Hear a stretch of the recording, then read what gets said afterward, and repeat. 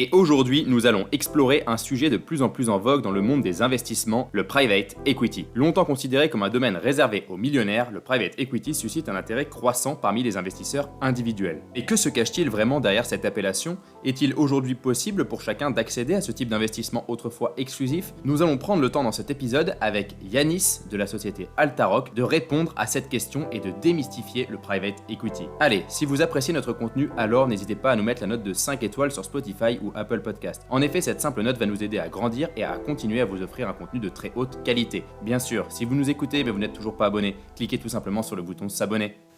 Eh bien, bonjour Yanis, comment vas-tu? Salut Jérémy, ça va très bien et toi? Ça va très très bien. Ravi de t'avoir sur notre podcast L'Art de la Gestion Patrimoniale. On est là pour parler de private equity. C'est moi qui te remercie de me convier pour cette émission et ouais, on va parler de private equity. Bon, déjà je vais te commencer par te demander de te présenter en 2-3 minutes rapidement qui tu es et aujourd'hui pourquoi tu es dans cette classe active du private equity. Bien sûr, avec plaisir, je te remercie.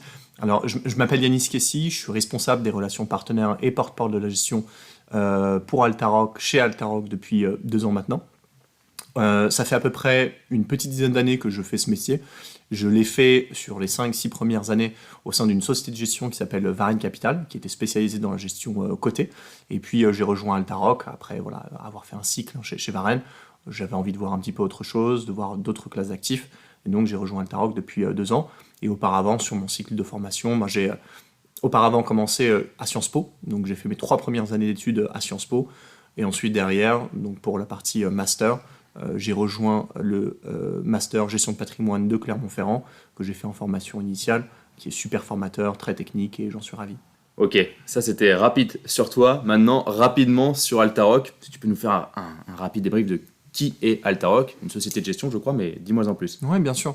Altaroc, c'est une société de gestion française, dont les locaux sont basés à Paris. Enfin, d'ailleurs, pour tes auditeurs, on est entre Porte Dauphine et Victor Hugo, donc si jamais un jour quelqu'un souhaite prendre un café, et parler private equity, ce sera avec grand plaisir. Mais effectivement, société de gestion créée en 2021 par Maurice Chéniaud et Frédéric Stollard. Maurice Chéniaud, c'est quelqu'un qui a 50 ans d'expérience dans le private equity. Donc il a fondé la structure Apax. Apax qui est aujourd'hui une belle référence du private equity français et européen. À l'époque, c'était Maurice qui avait importé les codes de la gestion et les codes de l'industrie en France et en Europe. Donc une belle référence qu'on a et qui est président de la structure. Et puis la deuxième personne clé du dispositif, c'est Frédéric Stollard. Frédéric Stollard qui est directeur général d'Altaroc. Et auparavant, donc, il a 35 ans d'expérience en private equity, il a fait ses armes chez Apax auprès de Maurice. Il a ensuite continué au sein d'un fonds d'investissement américain qui s'appelle Warburg Pincus, où il a développé le bureau européen. Et enfin, il a fondé Sagard, qu'il a piloté pendant une vingtaine d'années, avec un historique de performance plutôt très probant.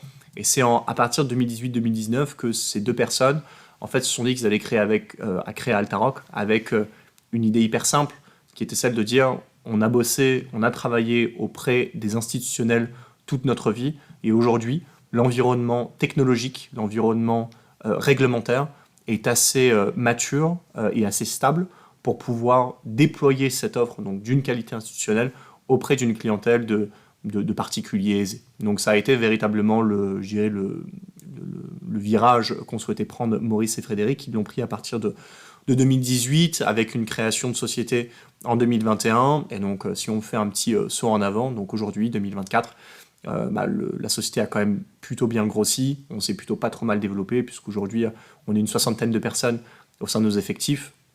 On est présent dans 7 pays européens. On a lancé déjà 3 fonds dont certains sont 100% investis. On a un 4e fonds qui est en cours de levée actuellement, dont la fin de levée va terminer là en mars 2025. On a à peu près 1,3 milliard d'euros d'encours sous gestion, levé exclusivement auprès de nos partenaires conseillers en gestion patrimoine, multifamily office. Donc je profite justement de ce petit temps d'antenne pour pouvoir les remercier chaleureusement. Et on travaille avec une vingtaine de gérants aujourd'hui dans nos millésimes. Donc voilà, très content du développement et comme on dit, the best is yet to come. Merci beaucoup Yanis pour ces explications claires d'Altaroc et de toi-même. Maintenant, j'ai envie de passer au vif du sujet. Qu'est-ce que le private equity ? Le private equity, c'est tout simplement des prises de participation dans des sociétés qui ne sont donc pas cotées en bourse. Donc ça peut être des prises de participation majoritaires ou minoritaires dans le but et en vue de les développer, généralement sur des horizons qui correspondent aux horizons des business plans, pendant 4 à 5 ans. Et à la fin de cette période-là, donc de les céder avec l'enregistrement d'une plus-value qui est quand même potentiellement substantielle. Donc c'est ça le private equity. Et en fait, le private equity, c'est un métier de compagnonnage. Le private equity, c'est vraiment un métier de femmes et d'hommes qui va consister à accompagner des business, à accompagner des sociétés qui sont faites par des gens qui sont passionnés, passionnants, et pour pouvoir déployer et développer justement ces structures-là. Donc on est véritablement sur un accompagnement qui se fait à 360. Le private equity, c'est pas simplement rédiger un chèque. Le private equity, c'est mettre à disposition des ressources humaines, des ressources réglementaires, des ressources digitales. C'est pouvoir et être en capacité d'aider à ouvrir de nouveaux pays ou alors à concevoir de nouveaux produits. Bref, l'idée, c'est véritablement de travailler main dans la main avec ces gérants pour pouvoir, et avec le management, pour pouvoir développer une structure et en faire une très très belle success story. Ok, c'est joli et c'est simple, merci. Le private equity, du coup, quand tu parles de private equity, on entend souvent aussi le fameux terme titre non coté, vs titre coté. Est-ce que tu peux refaire rapidement la différence entre les deux ? Absolument. En fait, un titre coté, c'est une entreprise qui a fait donc une introduction en bourse. Et cette introduction en bourse, concrètement, donc ça permet de lever des fonds, mais souvent ce qui est assez mal compris, c'est qu'au moment de l'introduction en bourse, qu'une société cotée en bourse va véritablement pouvoir lever de l'argent frais. Ensuite, derrière, on est simplement sur de l'enregistrement et sur de l'échange de titres au secondaire, donc de titres qui sont déjà cotés sur le marché. Mais en fait, en achetant par exemple des actions Total sur le marché, en vous connectant sur votre courtier digital préféré, ce n'est pas là que vous allez financer justement Total. En fait, en réalité, vous faites simplement un échange entre deux titres. Alors qu'en private equity, l'idée, c'est quand on donne justement son argent, on investit son argent dans des entreprises, c'est justement là que ça va pouvoir permettre de développer ces sociétés parce qu'on va véritablement accéder à leur capital et leur donner les moyens financiers de se développer. Donc ça, c'est le premier point. Deuxième élément de différenciation, on va le retrouver en fait en réalité dans les leviers de croissance. Je l'ai dit, mais en private equity, les leviers de croissance sont multiples. Alors que dans les sociétés cotées, vous avez grosso modo une délégation de cette opportunité de croissance au marché et à l'équipe de management en place. Et enfin, le dernier point de différenciation, cette fois-ci, est quand même plutôt à l'avantage du côté, c'est cette partie liquidité. C'est que dans le côté, tu peux acheter et revendre des sociétés un peu quand tu veux, en réalité, de façon assez rapide. Tu peux changer d'avis et au final récupérer ta pause rapidement, bien évidemment à la condition que le titre soit liquide. Mais si on prend les titres qui sont les plus tradés, les LVMH, Total, Air Liquide et compagnie, il n'y a vraiment aucun sujet. Alors qu'en private equity, tu vas véritablement accompagner des sociétés sur leur business plan. Donc en fait, derrière, tu as une nécessité de bloquer une partie de ton capital pendant un petit moment pour pouvoir accompagner ces boîtes-là. Ouais, vous augmentez la valeur des boîtes au final par votre intérêt en termes de management. Vous les aidez dans le management, vous les aidez et les accompagnez financièrement et vous les aidez et accompagnez, j'imagine, à structurer aussi le départ d'une entreprise, même si vous n'êtes pas au tout départ. C'est ce que tu m'as expliqué aussi chez Altaroc. Vous n'êtes pas au tout départ parce qu'il y a différentes catégories de private equity. Vous êtes plutôt dans la phase de croissance de votre côté, c'est bien ça ? Ouais, absolument, parce qu'il existe en réalité, on parle de private equity alors qu'on devrait parler des private equity. Il existe en réalité 3 grosses phases dans le private equity. Ce qui est le plus connu, assez bizarrement d'ailleurs, mais en même temps pas si étonnant parce que c'est ce qui défraie la chronique et c'est ce qui fait les gros titres, c'est le venture, c'est le VC. Alors là, j'aime bien prendre souvent la image, mais le VC, c'est quoi ? C'est accompagner Jeff Bezos en 1994 quand il est en train de monter Amazon. Alors oui, la belle histoire, elle est là. Effectivement, Amazon est devenue la société qu'elle est aujourd'hui. Mais combien d'Amazon pour combien de sociétés qui n'ont pas réussi forcément à se développer, à trouver leur marché, etc. Et donc, ce qui se passe, c'est qu'en VC, en réalité, vous êtes sur des boîtes qui ne sont pas du tout rentables, qui cherchent à le devenir et qui vont avoir besoin de lever des fonds pour pouvoir atteindre cette rentabilité-là. Et en fait, ce qu'on constate dans le VC, c'est que c'est assez intéressant parce que ça fait effectivement de belles histoires, de belles ou de moins belles si jamais on a des sociétés qui se crachent. Mais ce qu'on voit surtout, c'est que vous avez quand même une certaine asymétrie entre la performance et les risques dans le VC. C'est très risqué et les performances n'ont pas toujours été au rendez-vous, et notamment dans un fonds d'investissement qui va comporter 10 participations, généralement la perf va tenir sur 1 ou 2 boîtes grand maximum. Donc tu as vraiment dans le VC une asymétrie de cette génération de performance. Donc les 2 segments d'après, c'est ce qu'on appelle le capital développement et le capital transmission. Capital développement, c'est hyper simple, c'est le financement de la croissance organique.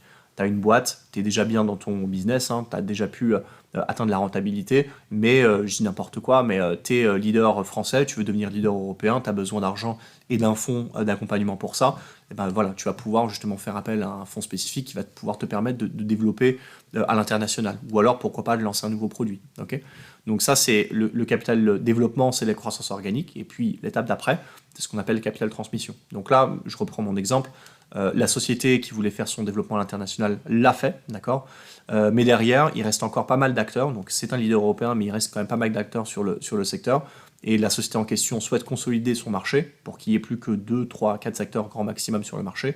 Qu'est-ce qu'elle va faire? Elle va vouloir racheter ses petits concurrents. Donc pour pouvoir le faire, il faut, c'est quasiment obligatoire, qu'elle fasse rentrer un fonds de private equity dans son capital qui va lui donner les moyens financiers et de la dette pour pouvoir racheter ses petits concurrents. Et donc là, ça participe d'une concentration d'un marché et c'est l'apanage du segment du LBO qu'on appelle donc capital transmission. Et nous, chez Altavok, on se concentre effectivement que sur ces deux segments parce que ce sont les plus asymétriques, qui sont en fait les plus générateurs potentiellement de performance et qui comportent le moins de risques, même si évidemment, et on le redira jamais assez, les performances passées ne présagent pas des performances futures et qu'en private equity, il y a un risque de perte en capital. Alors ce que j'adore, c'est que tu viens de me faire les deux transitions pour les deux prochaines questions, parce que c'est le moment de nous faire rêver un petit peu quand même. Quelles sont les performances du private equity? Et après celle-là, on ira vers les risques. Carrément. Alors, en termes de performance, ça dépend en fait où est-ce qu'on se situe dans les segments, mais où est-ce qu'on se situe également dans les géographies. Je prends les deux segments qui nous intéressent, donc les segments plutôt croissance, donc capital développement et le buyout, donc le capital transmission. Et sur ces segments-là, si on est plutôt en France, en Europe, on va être autour de 12 à 13% de performance annualisée sur 10 ans, sur 15 ans, sur 20 ans, plutôt sur long terme. Okay, donc ça, ce sont les chiffres de France Invest, qui est l'institut de tutelle du private equity pour la France. Et à nouveau, on est sur des moyennes, c'est-à-dire que voilà, on ne prend pas les meilleurs acteurs ni les moins bons dans cette dynamique de performance, on reste sur une moyenne. Si on regarde le private equity américain cette fois-ci, malheureusement, comme dans beaucoup de domaines, ils sont un peu meilleurs. Et la performance moyenne du private equity américain, donc là, si on prend les chiffres de PitchBook ou de Cambridge, on va être cette fois-ci sur des chiffres de performance qui vont plutôt osciller entre 14 et 15% de performance annualisée en moyenne, et à nouveau sur les segments buyout et growth. Ok, bon, ça fait quand même rêver ce type de performance, je le rappelle, du 12-13% par an. En 6 ans, vous avez fait x2. De l'autre côté, sur le 15% par an, c'est également 6 ans parce qu'on annualise et les intérêts font des intérêts, sachant qu'on peut capitaliser à côté. Point important par rapport à ça, si on parle de performance aussi élevée, c'est forcément qu'il existe une contrepartie, un risque qui est en face. Absolument, absolument, on le répétera jamais assez, mais les performances passées ne présagent pas des performances futures. Donc ça, c'est vrai pour toute typologie de placement, d'accord, mais c'est bien évidemment également vrai pour le private equity. Le private equity a également un risque qui lui est, j'allais dire spécifique, c'est pas tout à fait vrai, mais qui caractérise en tout cas la classe d'actifs, c'est celui de l'illiquidité.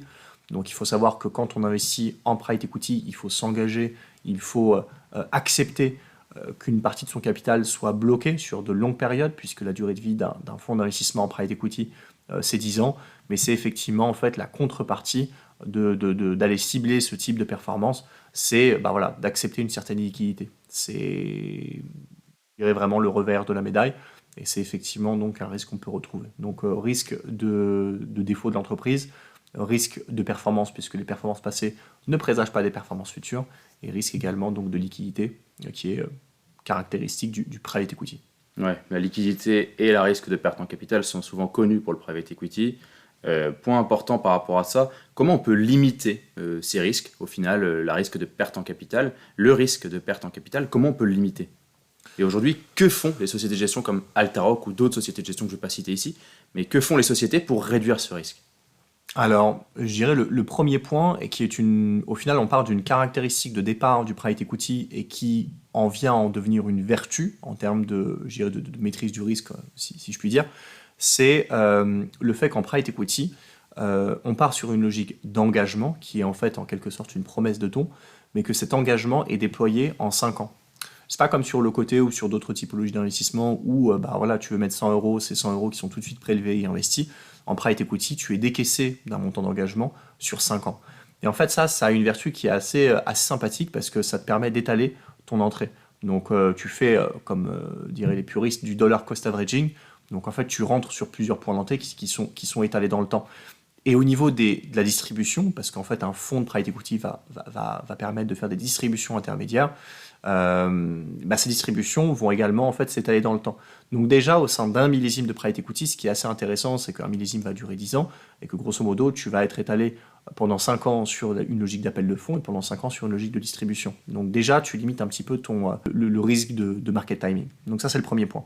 Et ensuite, le deuxième point, c'est pour pouvoir être d'autant plus justement dans cette logique donc de diversification, etc., le mieux, ça reste de cumuler les investissements. C'est-à-dire que tu vas mettre exactement la même somme dans plusieurs millésimes, donc dans plusieurs fonds consécutifs d'une société de gestion, Altaroc ou autre, et tu vas pouvoir justement, comme cela, lisser un peu plus ton risque, puisque tu vas pas être, je dirais, décaissé en 5 ans, tu vas être décaissé en 6, si je prends le cumul des deux millésimes, et tu vas pas être également remboursé en l'espace de 10 ans, mais en 11. Et donc en fait, c'est assez intéressant parce qu'en plus de cela, tu vas pouvoir rentrer sur des entreprises qui sont différentes, sur des sociétés de gestion au sein du millésime qui sont différentes. Donc en fait, tu vas rentrer dans une hyper diversification qui peut être très très efficace.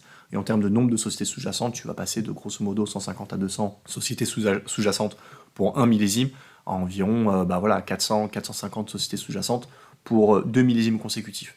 Et donc, si tu continues justement dans cette logique-là, assez rapidement, tu peux te créer en quelque sorte ta propre holding patrimoniale dédiée au private equity qui va correspondre en réalité à une poche au sein de ton allocation patrimoniale globale que tu vas avoir investi en private equity et où là, tes points d'entrée et tes points de sortie seront complètement brassés les uns avec les autres et ce qui va permettre de là aussi limiter ou en tout cas diversifier le risque. Ok Yanis, c'est plutôt clair au niveau de la maîtrise du risque. Chaque société de gestion aussi a ses spécificités pour réduire le risque. Altaroc a la sienne. Merci de l'avoir expliqué. Au niveau du private equity, aujourd'hui on en parle beaucoup, c'est devenu très très médiatique. Pourquoi selon toi cette classe d'actifs doit intégrer les portefeuilles des clients banques privées, des clients privés, des clients qui ont un peu de patrimoine? Ça, c'est une excellente question parce qu'effectivement, le private equity et les actifs privés en réalité, en sens large, sont passés d'une logique de nice to have, donc quelque chose de sympa à avoir, à un must have dans les allocations, pour une raison très simple, c'est que en fait, aujourd'hui, quand on regarde la composition des top performers sur les actifs cotés en bourse, si je prends par exemple l'indice mondial qui peut être le MSCI World, en fait, il y a plusieurs constats qui sont implacables aujourd'hui. Mais c'est que, vous avez le top 15 de cet indice-là, notamment, qui génère le gros de la performance, qui génère, je crois, 30 à 40% de la performance totale de l'indice, donc c'est énorme. En termes de pondération, ce top 15 va représenter également à peu près 30% de l'indice, donc vous avez vraiment en fait une prime aux énormes gagnants. Et le dernier constat, c'est que vous regardez ce top 15, je vous invite vraiment à le faire, à aller sur le site d'un émetteur d'ETF ou que sais-je, mais allez voir ce fameux top 15, tous font de la tech avec une spécialisation de plus en plus marquée sur l'IA. Tous font la même chose. Et donc en fait, ce qui est assez intéressant de voir, c'est que vous avez une concentration extrêmement forte qui est assez antinomique avec une diversification patrimoniale. Et en fait, les actifs privés vont permettre justement de se positionner sur des actifs qui vont se comporter différemment, ou en tout cas qui vont être dans une logique un peu différente de celle que vous pouvez retrouver sur le côté. Voilà, des entreprises non cotées, on a pu accompagner par exemple des boîtes comme Cézanne, comme Breitling, comme Panzani, comme EOS Innovation, enfin voilà, une ribambelle d'entreprises qui ont pu être accompagnées par des fonds de PE, dont l'activité n'a rien à voir avec celle qu'on peut retrouver sur l'industrie du côté. Maintenant, je ne dis pas qu'il ne faut plus faire de côté, absolument pas, mais je dis que ça vient véritablement en complémentarité, en diversification. Donc le PE vient en diversification et en complémentarité du côté, notamment, et ça permet d'aller chercher autre chose. Je vais rajouter ici que c'est un actif qui est vraiment décorrélé des marchés cotés, on est d'accord, et qui permet au final d'avoir une diversification pour le client en cas de crise ou en cas de baisse des marchés. Mais oui, effectivement, l'idée, c'est de pouvoir générer une performance qui soit différente dans sa construction, avec des moteurs de performance qui soient différents de ceux des marchés cotés. Maintenant, gardons en tête que voilà, on reste quand même sur une classe d'actifs qui comporte un risque, puisqu'on est sur des actions, et donc on ne peut pas générer de performance quoi qu'il arrive, mais en revanche, on a effectivement donc cette volonté et un certain historique de performance qui permet de démontrer que effectivement le track record est quand même plutôt solide et plutôt probant sur les deux segments qui nous intéressent. Oui, je préfère le rappeler aux auditeurs qui nous écoutent. Les actifs type private equity peuvent fournir de très belles performances, comme peuvent fournir de performances très très décevantes. Donc il faut faire attention aussi au fonds sur lesquels on va. Le private equity qui est sélectionné derrière, le venture, vous pouvez prendre vraiment des très belles baisses en termes de performance. Donc je préfère rappeler que les performances passées, oui, ne présagent pas des performances futures et qu'il est important de comprendre que quand on investit sur une classe d'actifs comme le private equity, on doit souvent être accompagné et ça doit faire partie d'une partie de son patrimoine et non pas être le socle de son patrimoine. Donc je préfère aussi insister là-dessus. Le socle, c'est souvent les actifs dont on a tous connaissance et ensuite on va aller ajouter des actifs alternatifs, des actifs qui vont diversifier le portefeuille et là, on parle de private equity.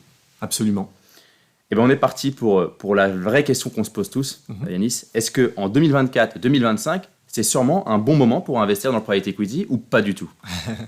Ça, c'est la question 1 million, ça. Ouais. Mais non, en fait, en réalité, alors, ce que je vais dire, déjà, ça s'applique en fait, en réalité, à toutes les classes d'actifs. C'est que le market timing, c'est souvent une mauvaise idée. C'est souvent, enfin, en gros, ça ne marche pas. Il y a là aussi, pléthore d'études qui l'ont démontré à plusieurs reprises. C'est quelque chose juste qui ne fonctionne pas, d'accord? Donc, vous ne pouvez pas faire de market timing. Et donc, il vaut mieux, si vous êtes dans une logique où vous avez peur, effectivement, des à-coups de marché. Donc là, je parle au sens large. Ce n'est pas exclusif au private equity, mais je reviendrai sur le PE. Mais déjà, au sens large, en fait, il faut mieux préférer, si jamais vous avez un peu peur des à-coups de marché, faire ce qu'on appelle du dollar cost averaging, donc rentrer en fait sur plusieurs via des versements programmés, progressivement sur les marchés, ça c'est le premier point. Et surtout deux, en fait, ce qui assène la performance, c'est non pas le market timing, mais le time in the market, d'accord? Donc le fait que vous restiez investi dans les marchés, c'est vrai pour tous les marchés, et également sur le private equity. Dans le private equity, en plus de toute façon, tu ne peux pas faire de market timing pour la raison simple que tu as cette logique d'appel de fonds en 5 ans, tu as cette logique de distribution en 6 ans, donc en fait, et pour peu que tu cumules tes investissements donc dans plusieurs millésimes, derrière, tu vas complètement brasser cette logique d'appel de fonds, distribution, etc. Donc en fait, c'est pas véritablement je dirais une question qui est ultra pertinente en spécificité sur la classe d'actifs du private equity. Il vaut mieux justement être plutôt confiant dans la capacité d'avoir choisi les bons gérants, et des gérants qui soient à même, à l'avenir, de délivrer de la performance opérationnelle des entreprises pour pouvoir faire en sorte de dégager de la performance de la façon la plus importante qui soit. Mais le market timing ne fonctionne pas, encore moins sur le PE, et donc aujourd'hui comme demain, c'est un bon moment pour investir en private equity. Eh bien, parfait, Yanis. Est-ce que tu peux nous dire où est-ce qu'on peut te retrouver aussi, sûrement sur LinkedIn? Tu peux rappeler ton prénom et ton nom? Bien sûr, Yanis Kessi, vous pouvez effectivement me retrouver sur LinkedIn. Je partage de façon assez régulière des insights, de l'information, etc. sur le private equity. Donc si c'est quelque chose qui vous intéresse, n'hésitez surtout pas à me demander en connexion et on pourra échanger sur la matière ou autre chose avec grand plaisir. Et puis alors pour rigoler, dites bien que vous venez de la part de Bonnet Doyen Conseil. Merci beaucoup Yanis pour ce moment et pour tes explications. On en a appris un peu plus sur le private equity, puis on aura l'occasion de te retrouver peut-être encore une fois l'année prochaine sur notre podcast. Avec grand plaisir. C'est moi qui te remercie à nouveau pour le podcast et je vous dis à très bientôt. En effet, le private equity représente une véritable opportunité d'investissement, offrant des rendements potentiellement élevés et un accès direct à des entreprises prometteuses. Cependant, il s'agit aussi d'un placement exigeant, souvent moins liquide et plus risqué que d'autres formes d'investissement. Bien que de nouvelles solutions rendent désormais le private equity accessible aux particuliers, il est crucial d'évaluer attentivement votre profil investisseur, vos objectifs de rentabilité et votre tolérance au risque. Et si vous avez apprécié ce contenu, alors n'hésitez pas à nous mettre la note de 5 étoiles sur Spotify ou Apple Podcast. En effet, cette simple note va nous aider à continuer à grandir et à vous offrir un contenu de très haute qualité. Et si vous nous écoutez mais vous n'êtes toujours pas abonné, cliquez tout simplement sur le bouton s'abonner. Et si vous voulez aller plus loin, vous pouvez aller écouter l'épisode 94, la holding pour devenir un entrepreneur à succès.